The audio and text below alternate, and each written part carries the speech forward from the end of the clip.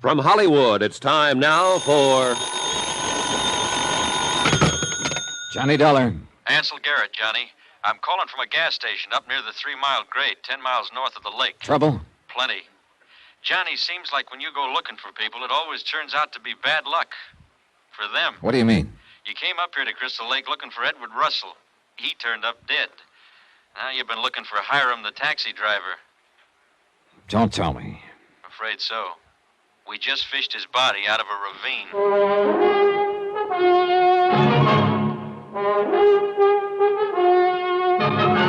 Tonight and every weekday night, Bob Bailey in the transcribed adventures of the man with the action-packed expense account, America's fabulous freelance insurance investigator. Yours truly, Johnny Dollar.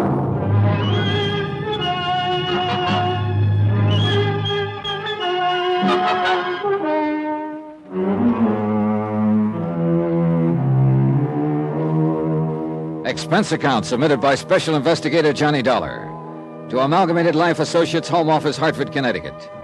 Following is a final accounting of expenses and report of my investigation of the Crystal Lake matter.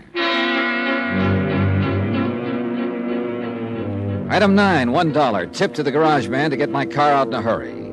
I drove up to the 3-mile grade. Deputy Sheriff Ansel Garrett was waiting for me beside the highway and led the way down the ravine. Watch the footing, Johnny. It's pretty tricky. Yeah. Who discovered Hiram's body? One of my boys patrolling the highway. He spotted a glint of metal down here in the moonlight. Yeah, here we are. Yeah. Oh, brother. Taxi cab and all, huh? What a wreck. Yeah, he crashed the guardrail and came down the slope. I doubt if it was an accident, Ance. When a guy's got a bullet hole in his forehead, it's no accident, Johnny. Looks like the same person who killed Russell killed Hiram to shut his mouth. I guess that's about the size of it. Hiram's murder opens up another keg of nails, Ance. How so? Well, Betty's story is that the last she saw of Russell the night he was murdered was when he drove away in Hiram's taxi. But that story depended on Hiram for confirmation. You'll never be able to confirm it now. Well, earlier tonight you were beat because you were fresh out of suspects, Johnny. Now you got a real live one again. Maybe, but trying to find a motive to fit Betty Norton is a blind alley. The only one who could benefit financially from Russell's death is his wife, Leona, and she was in Denver at the time. I still think Russell's murder ties in with the fact that he came up here looking for somebody named Bill, and apparently had it in for him. Could be. Trouble is, Johnny, we got too many guys by that name at Crystal Lake. Bill Cullen, the hotel bartender, Bill Jensen at the boathouse. Both of them are still possibilities, Ance. The bartender had a fight with Russell on the night of the murder, and it was one of Bill Jensen's padlocks on the cabin where the body was found. Yeah, it's true enough. Whoever killed Russell and hid his body in Bixby's vacant cabin didn't know that Bixby was planning on selling the place and would bring somebody up to show it and discover the body. Sounds real convincing, Johnny. Now all you have to do is figure out somebody's name for the whoever and a good motive, and you're all set. Oh, yeah, sure. Real simple. You know, one thing that's been bothering me from the start, though. Why did the killer plant Russell's body in a cabin? With all the wide open spaces around here, why a cabin? Yeah, he could have figured dogs or animals would uncover the body if it was outside somewhere. How about the lake? Bodies have a way of coming to the surface. Yeah, I guess you're right. If we could only have gotten to Hiram before this... You happen to know where he lived? No, a little rooming house not far from the hotel. You through here? No, not yet, Johnny. I got a couple of my boys beating the bush around here. Okay, I'll head back to town and see if I can turn up anything of interest at Hiram's rooming house.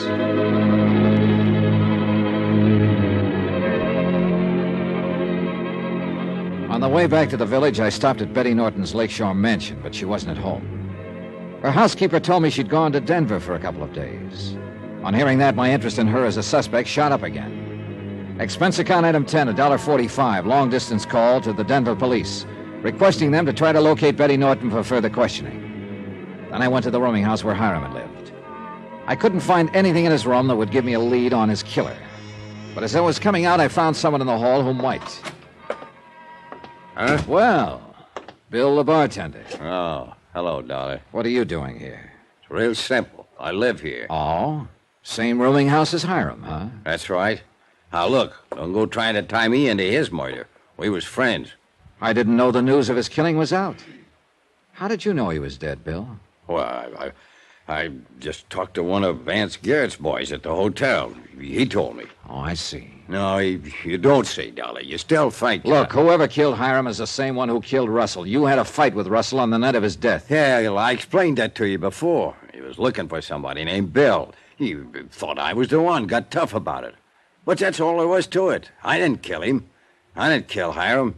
You'll never prove it I did. Yeah, going round and round on the merry-go-round. Somewhere along the line, I must have missed something. But I didn't know what.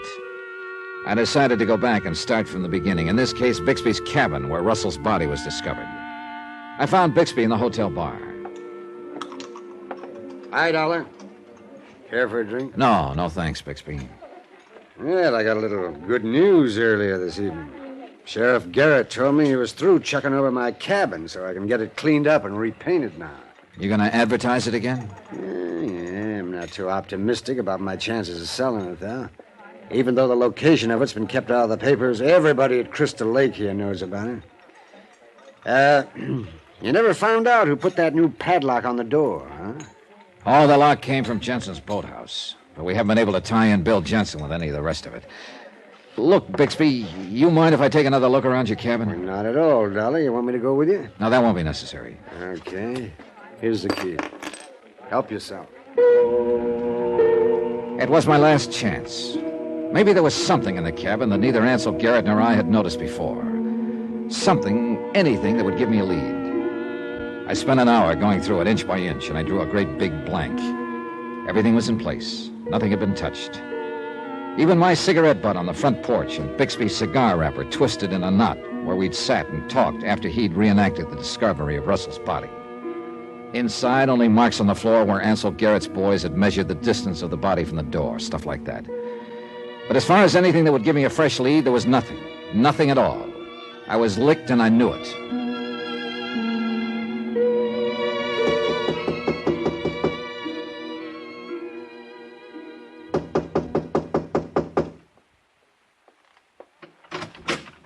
Oh, Mr. Dollar. Good evening, Mrs. Russell. I just dropped in to say goodbye. Well, that was very thoughtful of you. Please come in. Thanks. When are you leaving? I'm checking out in the morning. What are your plans? I'm not sure, Mr. Dollar. I'll probably get rid of the house in Denver and take an apartment for a while. After that, I don't know. Have you filed your claim yet on your husband's insurance policy? No, not yet. My lawyer will take care of it for me. I'd rather not have any more to do with things like that personally than I can help. Mr. Dollar, have you gotten anywhere with your investigation? Have you found anyone at all who could have had a reason to kill my husband? To tell you the truth, Mrs. Russell, up to now I've got no... Then I saw it. Something in Leona Russell's room. Just a little thing. But all of a sudden the whole deal slid neatly into place. But I had to be sure. Somehow I had to start the ball rolling and see what happened. You were saying, Mr. Dollar? Oh, yeah. I was saying that up to now I haven't been able to get any... what time is it? Well, 9:45. Oh, I gotta make a phone call. Mind if I use your phone? Well, no, not at all. I was supposed to call Deputy Sheriff Garrett to check on a new lead. And if it's panned out, looks like we're in.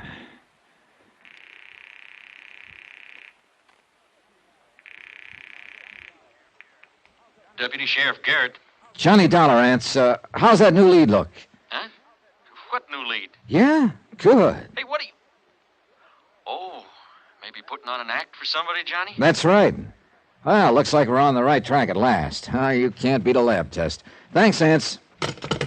Something new has developed, Mr. Dollar? Yeah, looks like we're finally closing in on the right man, Mrs. Russell. I gotta run now. Got a date with the sheriff. But I'll keep you posted. I went outside her hotel cottage and waited. I could hear her on the phone. In a moment, she came out, started along the trail near the lakeshore. I followed. I was sure I was finally getting close to Russell's killer. But then a gun barrel on my back told me I'd gotten a little too close. Hold it, Dollar. Well, Mr. Bixby. Surprised? As a matter of fact, no. Bill? Is that you, Bill? Dollar. Hello, Leona. Leona, you stupid little... Falling for a gag like Dollar just pulled on you. But I had to talk to you, to warn you. Looks like you're a little stupid, too, Bixby. Huh? I just spotted one of them in Leona's cottage. I told you I should never have come to your cottage, Leona.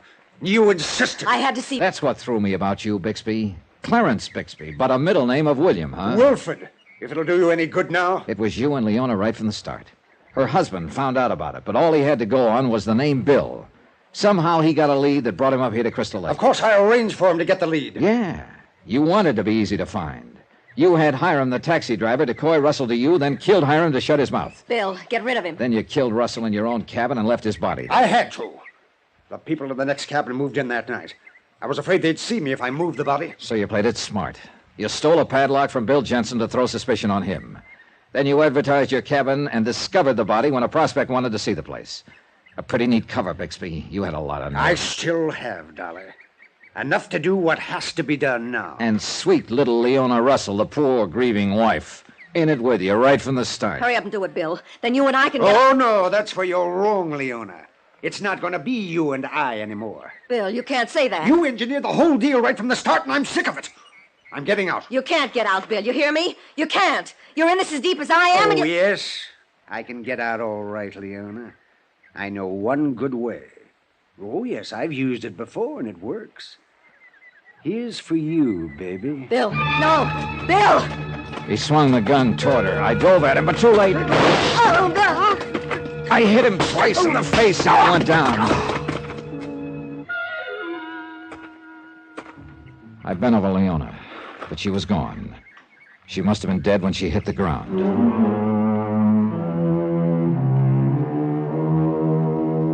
11th and final item on expense account, $145.20. Transportation and incidentals from Crystal Lake home. Total expenses, $423 even. Remarks about Bixby.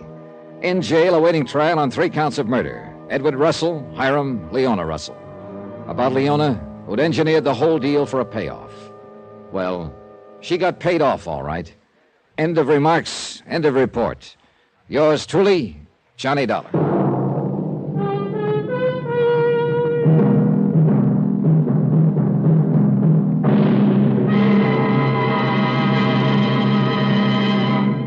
Now, here's our star to tell you about next week's story. Next week, beginning on Friday night, because I'm sure you'll want to listen to the Republican convention Monday, Tuesday, Wednesday, and Thursday of next week, a simple string of beads, and each bead on it, a motive for murder. Join us, won't you? Yours truly, Johnny Dollar.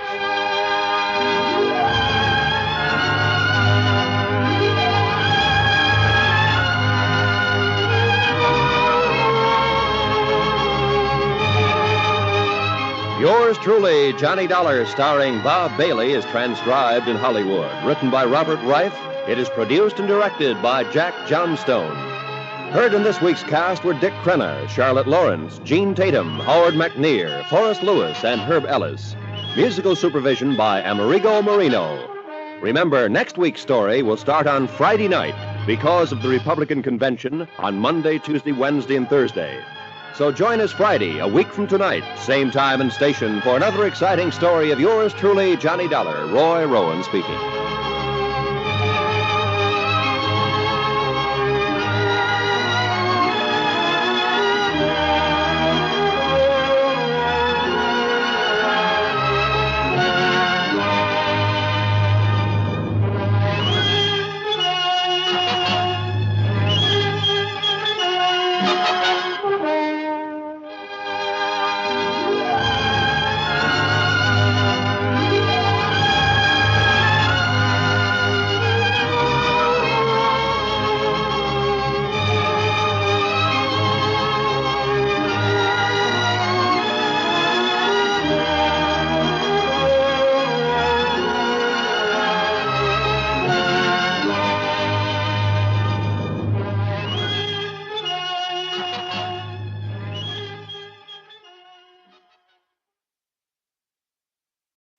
From Hollywood, it's time now for...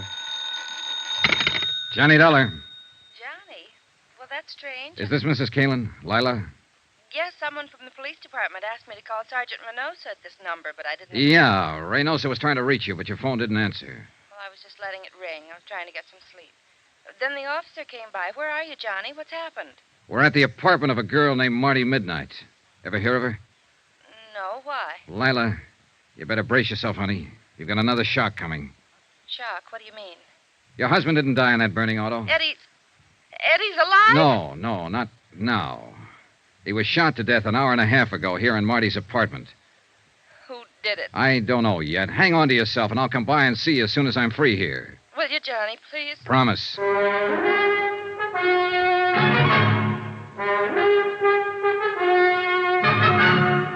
Tonight and every weekday night, Bob Bailey in the transcribed adventures of the man with the action-packed expense account, America's fabulous freelance insurance investigator. Yours truly, Johnny Dollar.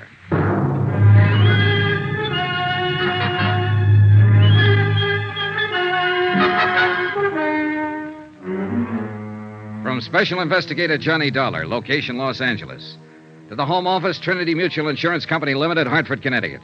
Assignment, the Kalin matter. Expense account continued. The homicide squad was finishing up its work when Sergeant Reynosa and I got back out to the apartment of Marty Midnight, star stripper of the Brass Monkey Inn. Eddie Kalin's body had been photographed, checked, measured, fingerprinted, examined, sketched, written up, and reported on. Taken out finally under a white sheet. I held the door open for the morgue attendants to get out with their silent burden and stood watching them wheel the stretcher down the walk and load it into the waiting ambulance. A light mist had started to fall, and a damp, cold blanket of fog was seeping down from the dark hillsides of Griffith Park beyond the road. There was a feeling of finality in the air, of the end of things. And for the man who died twice, it was final. Yeah, there was no doubt about it this time. Eddie Kalin was dead. I am tired, Johnny. Just plain dead dog tired. Yeah, it's getting to be a long night. Sit down and start talking. Any particular subject, Sergeant? You know what subject. You weren't surprised when you heard Eddie Kalin had been alive all this time that it wasn't his body in the wrecked car out in Palos Verdes. How come, Johnny? Why weren't you surprised? Because I was expecting it. Why else? No, you got to do more talking than that. Well, it started with a hunch. And the hunch started when you told me you found the door of Eddie Kalin's apartment locked when you went there that night he was supposed to have died. Yeah, I know. Locked with a key. You mentioned that, but... Well, that was the important part. If it had been a door with a night lock or a spring latch that snaps when you pull it shut, it wouldn't have been anything. It still doesn't, as far as I'm concerned. All right, look. There was evidence there'd been a fight in that apartment that night. We assumed that somebody had knocked Eddie unconscious or killed him there in the apartment, then taken his body out to his car, driven it out to the Palos Verdes headland, and set fire to it. That's right. Then at the time that somebody left the apartment, the heat was on. Mm-hmm. They had a body on their hands. Maybe someone had heard the fight, called the police. They had to get out fast. Yeah, sure, but... Under those circumstances, can you imagine anybody taking the time to go through Eddie's pockets to find his door key and bothering to stop and lock the door behind them? No, it's illogical. Except for one person, Eddie himself. How do you figure? With him, it would be just a matter of habit, locking the door as usual when he left home. All right, Johnny, I see your point. Then how do you call the play that night? About the way we were tagging it, up to a point. Eddie won $60,000 in that poker game with Topo Linley. He went home, either alone or with that friend of his, Pete Steimer. So Topo had no intention of taking that kind of a loss. So he sent his trigger man, Mike Kelso, to recover the money. The fight was between Eddie and Mike. Only Mike was the one who lost, not Eddie. Then you figure Eddie put Mike Kelso's body in his car and drove it out to Palos Verdes and set fire to it? Sure, with Pete Steimer's help, probably. Well, it's possible. Body was practically destroyed. All we had for identification was the wallet, watch, keychain, and so on. They could have been planted. I think they were. It was a sudden idea, spur of the moment. But Eddie was ripe for it. There he was, with $60,000 in his pocket, but a dead man on his hands. And as far as his wife was concerned, I think the chance of shaking her and not sharing the money was just an added inducement. So he and Pete arranged for the body to be identified as his, and Eddie just disappeared. And holed up here in his girlfriend's apartment. Why not? He and Pete both. Apparently, the three of them were planning to jump the country, judging by that forged birth certificate you found in there on the breakfast table. Only it didn't work out that way. Well, Eddie's dead. Really dead now. Pete and Marty have disappeared again, and the $60,000 is missing. Find them, and you find the money. Johnny, it sounds like the same old story. Big money, big temptation, and a falling out among friends. That's the most likely. Of course, there is one other possibility. What's that? Topolino. Was he out? Yeah. How come? It's a rough combination, Johnny. Good lawyer on his side and a poor case on ours. He was sprung 2 hours before the neighbors reported the shooting here, the anonymous neighbor. Well, it could be, then. But I'm still betting it was Pete Steimer or Marty Midnight. I'm not betting anything anymore. The way things stand now, it's anybody's guess. His own gun, no prints on it. You pays your nickel and you takes your choice. Well, at least the field narrows down. Well, seems like we got a visitor. Probably one of the uniformed boys on duty outside. Yes? The policeman outside say for me to come to you. I am Jeannette Dubois. Oh? Well, what can I do for you? I am the person who reports the shooting on the telephone. Come on in. Merci, monsieur. How come you refused to give your name when you phoned the police? You are Captain? Sergeant Reynosa. This is Johnny Dollar, Miss Dubois. Oh, he is also police? He's working with us on this. Now, why wouldn't you give your name when you reported the shooting? I am very sorry, monsieur. You see, I have not been in this country too long, and I am afraid that I will be implicated. So I do not give the name at first. But finally, I think it over, and I call my friend the consul, and he say I must come to you immediately. And he's right. So you heard the shooting, huh? Oui, monsieur. I was walking past in front. I live 3 places down from here. All of a sudden, there is bang, bang, bang, and I am scared to pieces. I can imagine. Then the door of this place is slam open very quick, and I jump in the shadow behind a bush. A girl start to come out, and then she stop in the door. What did she look like, Miss Dubois? Well, it is too dark for telling good, but I have seen her before. I know from her hair. Very long, black. Marty Midnight. Was that the one, the girl who lives here? Oui, monsieur. I did not know her name. All right, what happened then? She stand in the door for a second. She is wearing a how you say it, a white raincoat. She is holding something in her hand. This thing she wipes with the raincoat all over. Then she throws it back into the room. Was it a gun? I think so. Then she pulls the door shut and runs down the street. I am too scared to think what to do for a minute. Then I hurry home very fast, and I telephone to the police. You didn't see anybody else around the place or in the street out in front? No, Monsieur Dollar. I watch from my window until the police have come. Nobody else has come out or go in. I see. Well, Sergeant? She won't get far. Girl with her looks draws too much attention. We'll pick her up before morning. Thank you for your information, Miss Dubois. In view of your cooperation now, I think we can forget about you not telling us all this sooner. Does that mean I can go now? Yes, just leave your name and address with the officer outside. Oh, merci, monsieur. Au revoir. It kind of surprises me. I could figure the two of them together ganging up on Eddie. But apparently it was just Marty Midnight, all on her own. It's been done before, Johnny. They're not the weaker sex, no matter what the book says. I know. But the fact never fails to amaze me. It shouldn't. You must have been on some of the same kind of cases. The devil. Come on! The patrolman stationed at the back entrance of the apartment house told us what had happened. He'd surprised somebody, a man, he thought, lurking in the bushes beside the house. The prowler fired a shot and ran. He paid no attention to the order to halt. The patrolman had fired twice, missed. The fugitive had escaped into the dense underbrush of Griffith Park just across the street. Sergeant Reynosa spotted men quickly along the edge of the brush, set up a portable spotlight from the squad car, sent his other car up an access road to block off the ridgeline, radioed for reinforcements. Within 5 minutes, a 15-acre area of the slope was surrounded and blocked off. Well, what do you say, Johnny? Shall we go in after him? Yeah, looks like we'll have to. He seems to be the shy type. Call it. Who do you think? I'm putting my money on Topolino. Good bet. Let's go. Keep that crowd back out of the way. All right, let's get back here. Couldn't be any darker in here. Oh, wetter. Hey, shoot your flash over there toward the right. No, it's an old stump. All right, we've got you surrounded. You better come out with your hands up. If you try to resist, you'll only make it tougher on yourself. You hear something, then? No. It was over to the left, I think. Let's take a look. Watch yourself, Johnny. He's thrown lead once already. Yeah. There. Back of that tree. Hold your flash steady. There. I see. Come out with your hands up. It's your last chance, I'm warning you. You got no choice, Johnny. He's down. Come on, Sergeant.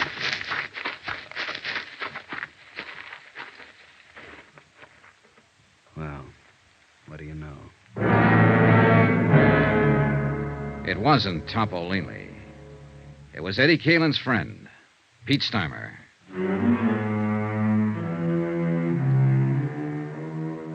Expense account item 9, $1 for a newspaper, 2 packs of cigarettes, and a cardboard carton of hot coffee purchased from an all-night diner across the street from the Queen of the Angels Hospital.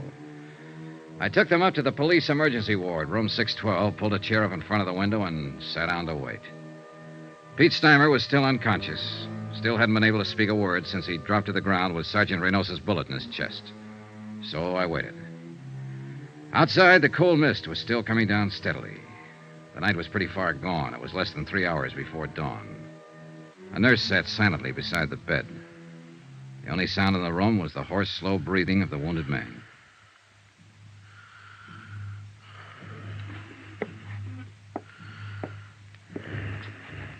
After a while, the nurse left the room for something, and Pete seemed to rouse slightly at the sound of the door.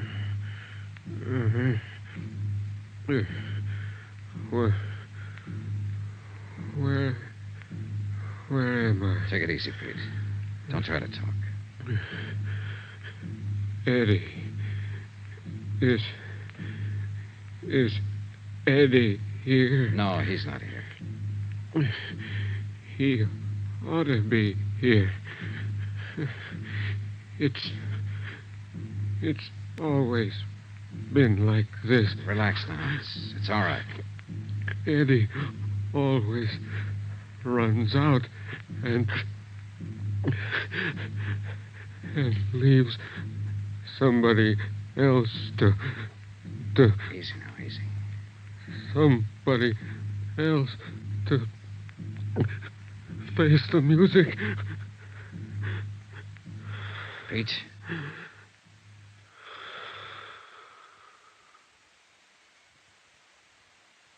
And those were his last words before he went to face the music.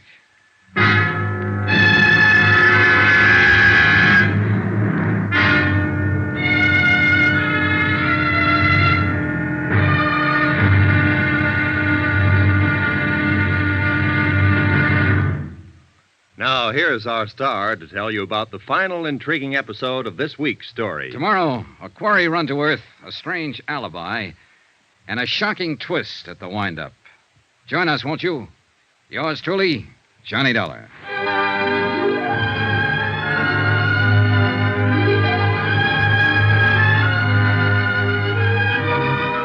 Yours truly, Johnny Dollar, starring Bob Bailey, is transcribed in Hollywood. Written by Les Crutchfield, it is produced and directed by Jack Johnstone. Be sure to join us tomorrow night, same time and station, for the next exciting episode of Yours truly, Johnny Dollar. Roy Rowan speaking.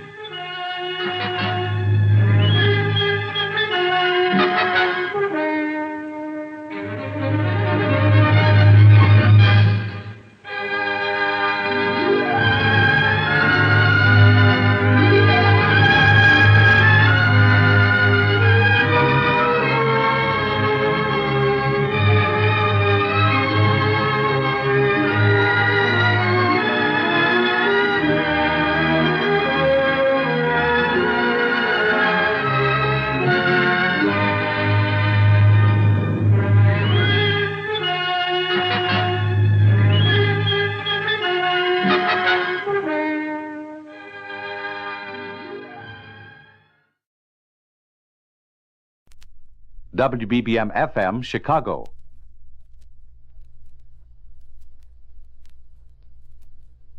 Wrigley's Spearmint Chewing Gum, the refreshing, delicious treat that gives you chewing enjoyment, presents for your listening enjoyment John Lund as Johnny Dollar. Philip Martin, Johnny. Oh, yeah. How are you, Mr. Martin? Fine. Got an assignment for you. Something interesting? Well, I think you'll like it. Our company insures a Miss Nancy Shaw. That's a familiar name. If you go to the movies, it should be. Oh, that Nancy Shaw. Mm-hmm. She was robbed of $100,000 in jewels. Think you can handle it? Well, I can try. Say, for an assignment like this, I might even consider waiving my expense account. You're kidding. Yeah, I sure am. I'll see you at the office.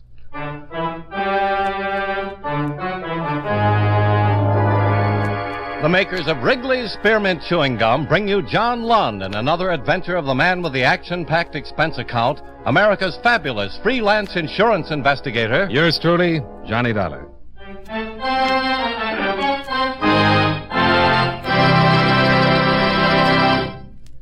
For refreshing taste, plus chewing enjoyment, treat yourself to delicious Wrigley's Spearmint Gum. When your mouth and throat feel hot and dry, a stick of Wrigley's Spearmint gives you quick, long-lasting refreshment. The lively, full-bodied spearmint flavor cools your mouth and freshens your taste. The chewing itself helps keep your throat pleasantly moist. Best of all, you can chew and enjoy refreshing Wrigley's Spearmint Gum almost any time and any place. Keep a package handy right in your purse or pocket so you can chew a stick whenever you want it. For refreshing taste, plus chewing enjoyment, treat yourself to delicious Wrigley's Spearmint Gum. Millions enjoy it, and you will too.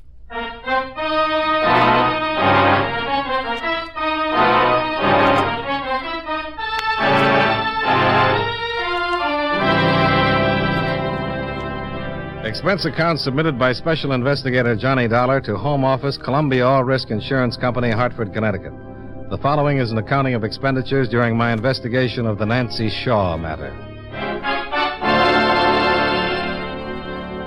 Expense account item 1, $193.80, plane fare and incidentals between Hartford and Los Angeles. I arrived at the International Airport at 11 a.m., hired a car, and drove directly to Santa Monica, where I registered at a hotel. Shortly after that, I drove to the Santa Monica police station and introduced myself to Sergeant James Dodd. Oh, I've been expecting you. Your company sent a teletype. I understand this isn't the first of this type of robbery. No, been 3 others. Same M.O. Always knows the setup of the house, goes directly to whatever he or she is after. Why, you think it might be a woman? But you never know. Each time it's been wealthy families, twice people in the picture business.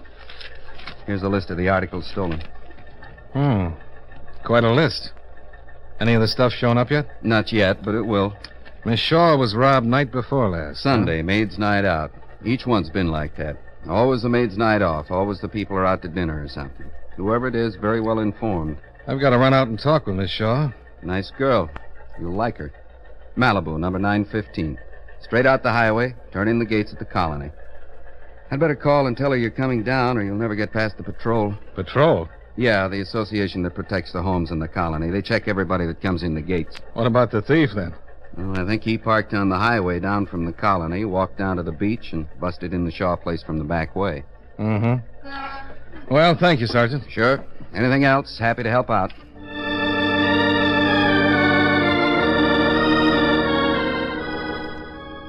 Took me about half an hour to reach the colony at Malibu, where the patrol at the gate stopped me. Evidently, Miss Shaw had informed them of my coming because they passed me through. I drove slowly down a narrow street fronted on one side by beautiful homes that faced a long white strip of beach. I was met at the door of number 915 by a maid who showed me through the attractively furnished home to a glassed-in cabana overlooking the ocean. Nancy Shaw, one of the biggest stars at the box office, rose to greet me. She was wearing a white sunsuit, and as she walked toward me, I had the sensation my hair had caught on fire. Mr. Dollar? Yeah. How do you do, Miss Shaw? Sergeant Dodd called, said you were coming down. I, just left him. Nice cop. Sit down. Make yourself comfortable. I'll, try. Something wrong? It's a little warm. How about a drink? Fine. Bernice? What'll it be? Anything with a thermostat in it. Gin and tonic? That'll do it. Yes, ma'am. Bernice, bring Mr. Dollar a gin and tonic, and I'll have the same. Yes, ma'am. It's a wonderful house. Thank you. I wouldn't live anywhere else. But isn't it quite a drive to the studio? Oh, well, when I'm working, I'm generally up around 6. Hardly any traffic. I get there in 25 minutes. Cigarette? No, thanks. Tell me about your work, Mr. Dollar. Well, there's not much to tell. I'm a freelance investigator. Insurance company's got a job, they call me, And you investigate. that's about it. Like your work, Well, it has its compensations. for instance? Well, for instance, Nancy Shaw in a sunsuit. Well, thank you. Says on your insurance report that you've never been married. Is that so unusual? In your case, I'd say it was. I've come close. What changed your mind? Men? Sorry I mentioned it. Oh, I'm not. I think men are wonderful. But marriage isn't? Under the right circumstances, it's great. You married, Mr. Dollar? Uh-uh. Why not? Let's talk about the jewels that were stolen, huh? All right. Have the police found out anything? No, not much. Miss Shaw, Oh, yes, Bernice? Mr. Asher just called. Said he was on his way down. Oh, thank you. Tell the gate man to let him in, huh? Yes, ma'am. Thank you. Yes, sir. The patrol at the gate isn't generally this cautious, but since the robbery, they're checking everyone. According to my report, you were robbed of a ruby pin, 2 diamond rings, a pearl choker, 4 gold bracelets, 2 diamond watches, 3... Well, here's the list. Is it correct? Yes. Yes, that's correct. The items were stolen night before last. Yes. Mr. Dollar, Yeah? do you have to ask me a lot of questions? Well, it's the usual procedure. If you're expecting company or something, I can come back some other Oh, time. no. I just thought, as long as we've got to spend some time together, we might as well be comfortable. We can go out and sit on the beach. Well, that sounds fine, but, Don't you like the beach? Oh, I love it, but I'm not exactly dressed. Oh, there's plenty of trunks in the guest house. Should be some your size.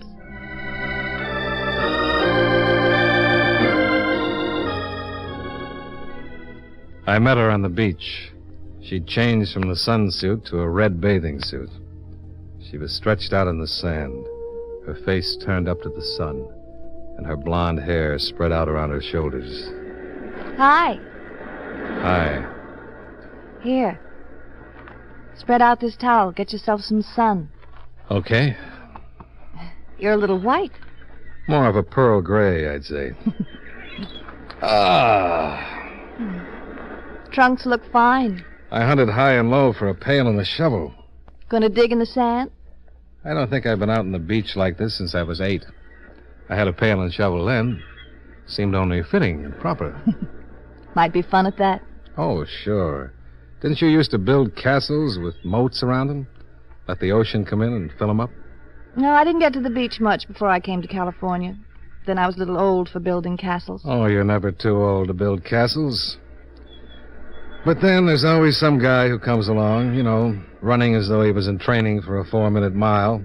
Never sees your castle and plump. Runs right over it. Yeah. Yeah. I've had it happen. But you said you never built castles. Not in the sand. But I've built them. And they've got stepped on. Can always build another. I did. Another. And another.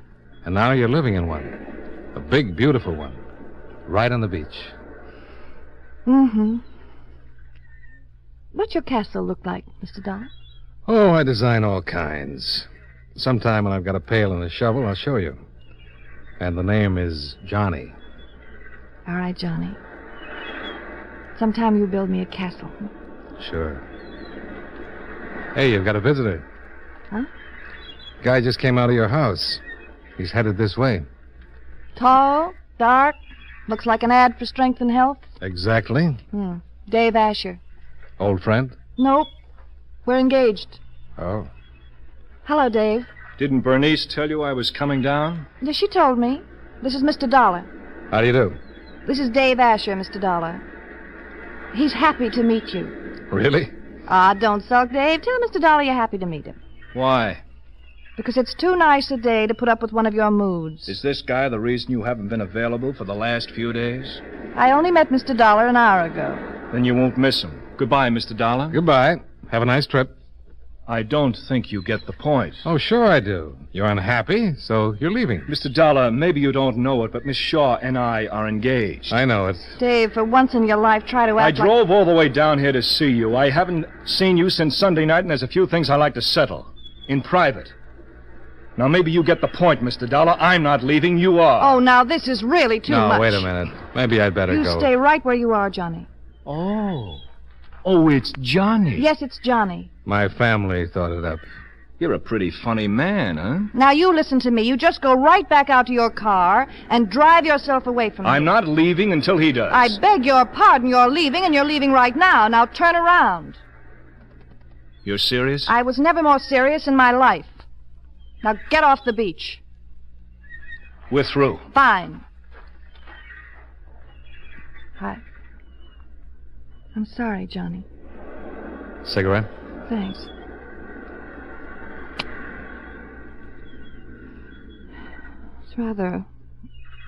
It's rather unpleasant. You want to borrow my shoulder? Oh, it's been coming to this for a long time. I don't know why I didn't stop seeing him sooner, except that I really didn't know him for the first few months. You know, party manners, impress the lady with a well-oiled line. I guess I was being as insincere as he was. This is a town for insincerity, Johnny. It's like the first house I bought. Beautiful. Lived in it for 6 months before I discovered the termites had eaten away half the foundation. Huh. Who is he? Well, just a rich young man, spoiled disposition. He was with you the night you were robbed? Yes. Mm-hmm. We had a big fight. He took me home. It was over then. I knew it. And I have to admit I was a little dewy-eyed over having made one more mistake. And when I discovered the jewelry was missing, it was just too much. I must have cried for 2 whole hours. I have to go to a party tonight, Johnny. Dave and I were invited. What'll I do? Have a headache? Oh, that's too easy. He'll be there with someone. What are you doing tonight, Johnny? No plans. Will you take me to the party? Gonna show him you don't care, huh? I don't want to show him anything. I'd like to show myself. I play a lousy second fiddle. You don't have to play anything. Just take me to the party. When you get bored, say goodnight.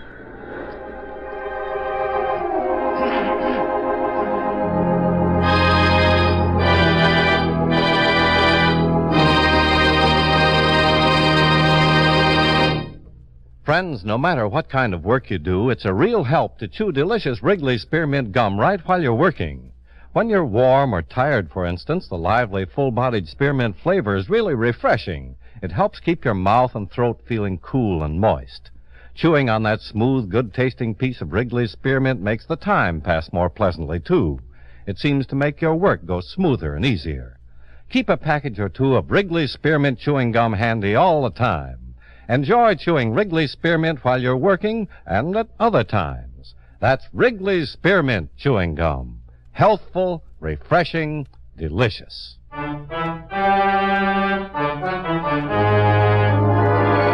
And now, with our star, John Lund, we bring you the second act of Yours Truly, Johnny Dollar.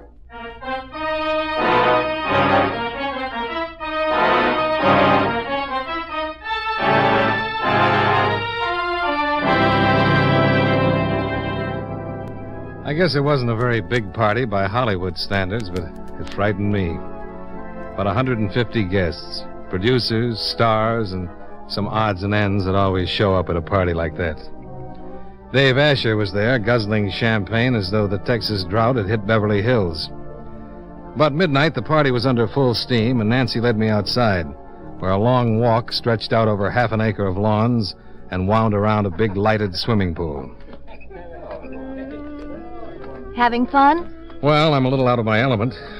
I thought being together might make the difference. Being with you is the nicest thing that's happened in a long, long time. But I'd rather be sitting on the beach. Yes, that would be nice. Johnny? Kiss me.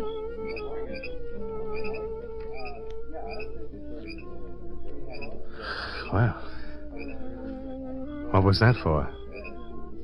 Does it have to be for something? Well, doesn't it? I guess so. I wanted you to kiss me. I thought it might be nice. It was. Let's get out of here. All right. Well, well. Hello, Dave. Goodbye, Dave. Going someplace? Yes, we were. Why don't you be a good I boy want to and talk to you, funny man. Dave, please. let him get it off his chest? Yeah, it's good for one to get something off one's chest, right? If you say so. I do. I say so. Johnny. It's all right. Sure, Nancy, it's all right. Funny man can handle himself. Can't you, funny man? Look, Sonny, whatever it is you've got to say it and get out of my way. I don't like you. Great. I'd hate to be your first friend. And I don't care much for your date, the little glamour gal. Big movie star, Miss Nancy Shaw. Be careful. Yeah? Please, Johnny. Okay. Get out of my way, Mr. Asher. I don't think so. Well, then it's about time you got your first lesson. Occasionally, you're bound to run into guys like me. And what do I learn? To wish you hadn't. Can he swim? Like a fish? Let's go sit on the beach. Let's.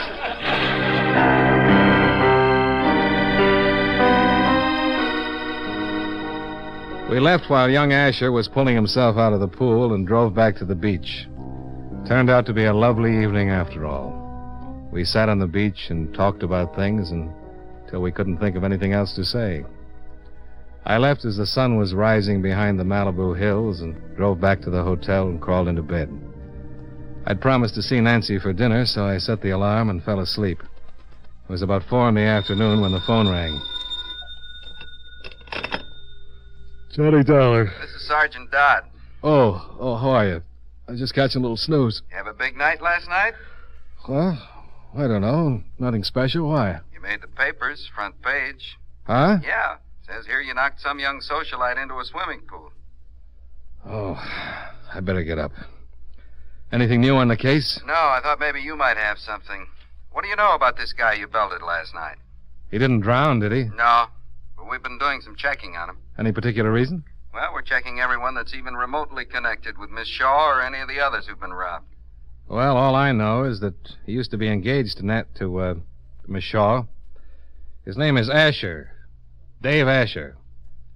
And oh, yeah, she said he's got a lot of money. Oil wells. Yeah. Not a one. What do you mean? I mean, he looks like a phony. Nobody's ever heard of him. He's certainly not in oil. Does he have money? Yeah, but not as much as he pretends. 3 months ago, he didn't even have a bank account, and he was living in a $7 a week room. Huh. Just thought you might be able to tell me something more. No, I can't. But I'll see what I can find out. Okay. Give my regards to Miss Shaw. I'll do that. Seems like a real nice girl. Yeah.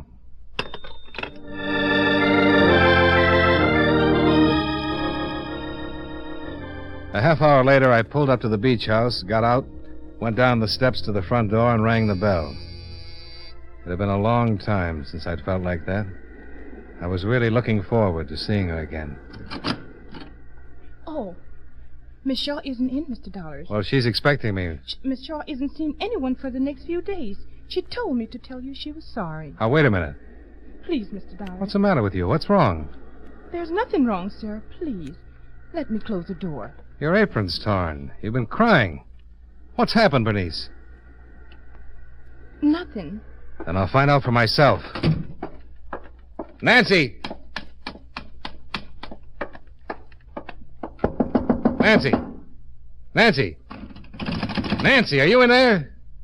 Johnny, Open the door. please, go away. I can't see you. What's wrong? Nothing's wrong. I'll call you. Open the door. Oh, please, John, Nancy! go away. Are you going to open the door or do I break it in?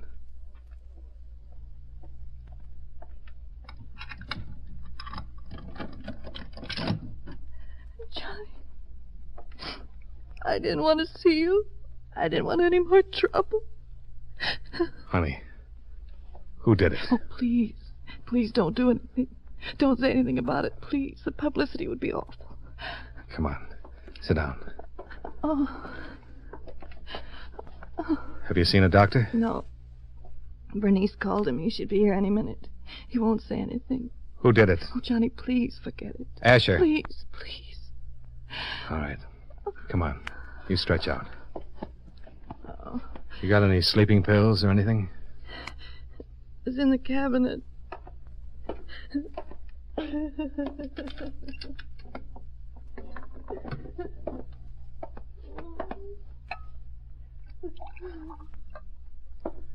Here, take a couple. Come on. Now, you just relax till the doctor gets here. You'll be all right. All right. You just take it easy. Okay? Okay.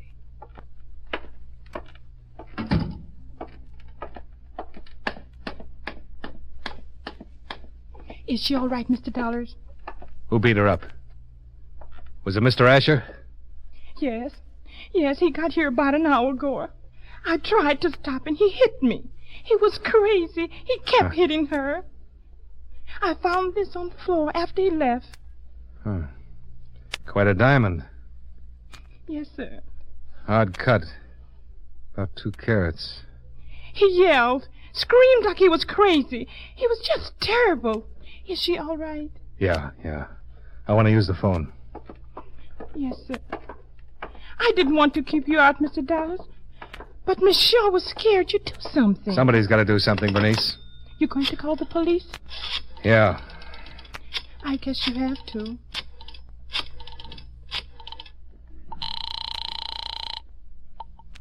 City Hall. Sergeant Dodd, please. Thank you.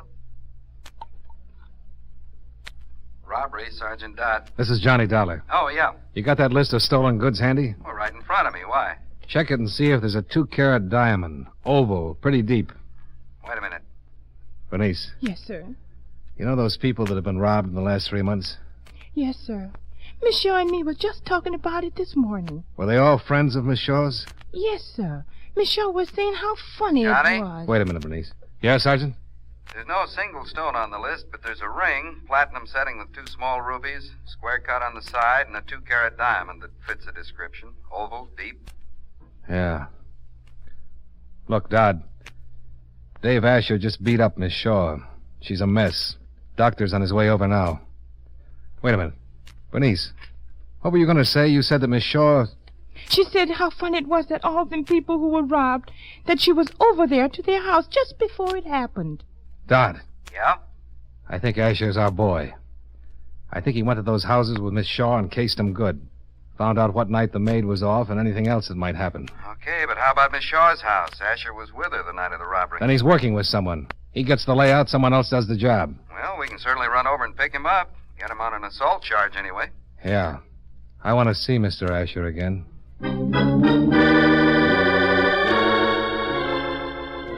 Sergeant Dodd gave me Asher's address in Santa Monica Canyon and said he'd meet me there. I looked in on Nancy, who was getting drowsy. Then I told Bernice I'd check back to see what the doctor's report would be, and then left for Asher's place. Yeah?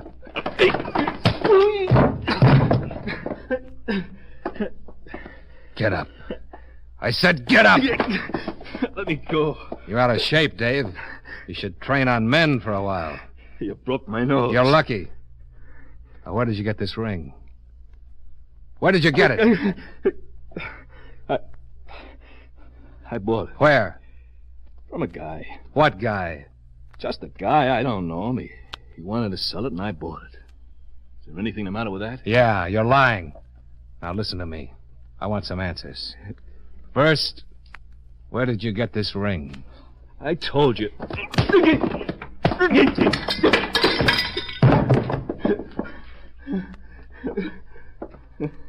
Can you hear me? Yeah. You've been going to parties with Miss Shaw, casing the house, and someone else has been doing the jobs. Right? Okay. No, wait a minute. Wait a minute. Am I right? Yeah. Yeah, you're right. Who are you working with? Name's Fisher. Stanley Fisher. Where is he? He lives at the Shelton Hotel on Ocean Drive. Where's the loot? He's got it. Why did you beat up Miss Shaw? I don't know. I just got mad. I don't know why I did it. Don't you ever do anything and you don't know why? Oh, yeah, sure. But this isn't one of those times. Well, guess I should have knocked. Oh, hello, Sergeant. He's your man, all right. I heard. Works with some guy named Stanley Fisher. Yeah, we know him. Small-time thief. I'll have him picked up. I'm sorry about the mess.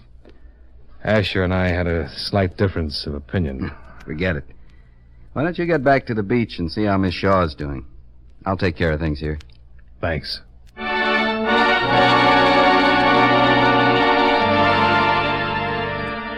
Miss Shaw was fine. Took her a few days to get up and around, so naturally I stayed in town until Dodd put the finishing touches on the case. Then I went down to the beach and gave her a full report. And now you've got to leave. I'm afraid so. I don't particularly want to. I guess it's better. Why? I don't know. Do you? Sure. So I can come back. Will you? The next time my expense account brings me to California. I will personally rob every house in the neighborhood. You do that. Well, I've got to catch a plane. Johnny, come here.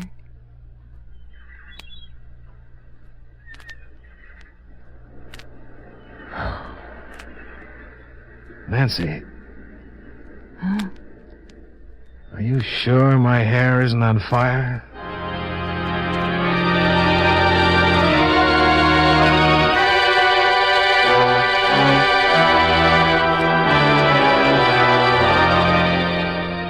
Well, that was that.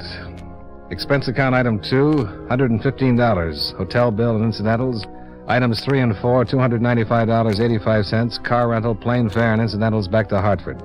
Expense account total, $604.65. Yours truly, Johnny Dollar.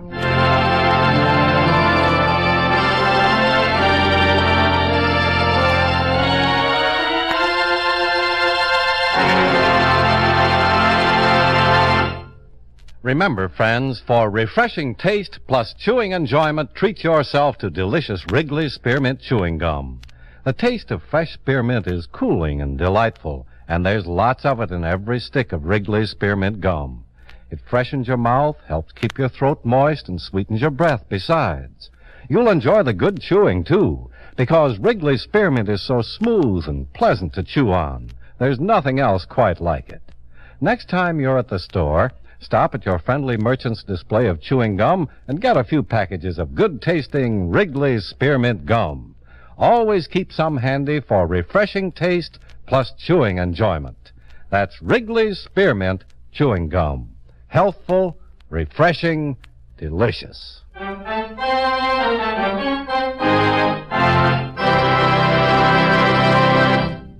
Yours truly, Johnny Dollar, brought to you by Wrigley's Spearmint Chewing Gum, stars John Lund in the title role and was written by Blake Edwards with music by Eddie Dunstetter. Featured in tonight's cast were Mary Jane Croft, Thelma Johnson, Peter Leeds, and Vic Perrin. Yours truly, Johnny Dollar, is produced and directed by Jaime Del Valle.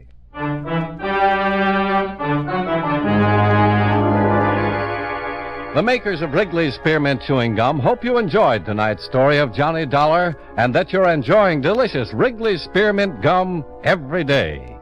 This is Charles Lyon, inviting you to join us again next week at this same time when, from Hollywood, John Lund returns as... Yours truly, Johnny Dollar.